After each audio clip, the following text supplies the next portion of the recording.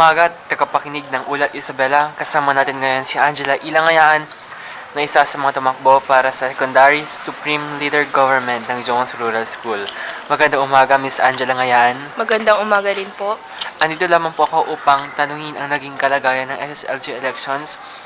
Lalo na po't minadali ito na sa halip na 5 araw lamang ng campaign ay naging 1 araw lamang. Ano po ang yung may papayag tungkol dito? And for me is yung yung campaign sana na for 5 days is ginawa lang na 1 araw is not enough para sa mga candidate na tumatakbo kasi hindi nila maipakilala ng maayos yung sarili nila at hindi sila makakampaign ng maayos due to hectic schedule din lalo na sa mga other na candidates na maraming ginagawa. So, for me is mahirap mag-campaign ng 1 araw lang at minamadali.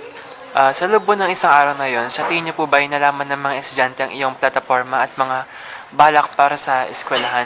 For me, hindi. Kasi yung iba, alam siguro nila, pero yung mas karamihan is hindi nila nalalaman or hindi nila alam yung plataforma mo at hindi mo na ipakilala yung sarili mo dahil 1 araw lang ang campaign.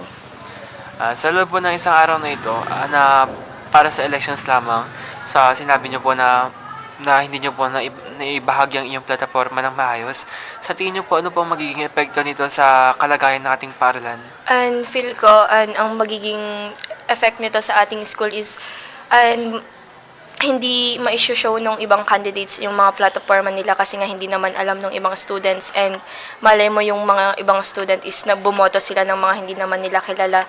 So, baka walang maganap na pag-unlad or mabagal ang pag-usad ng isang school kung hindi nila alam ang plataforma ng isang candidates. Ayun lamang po, maraming salamat Miss Ngayaan. Ito ang Ulat Isabela ngayon.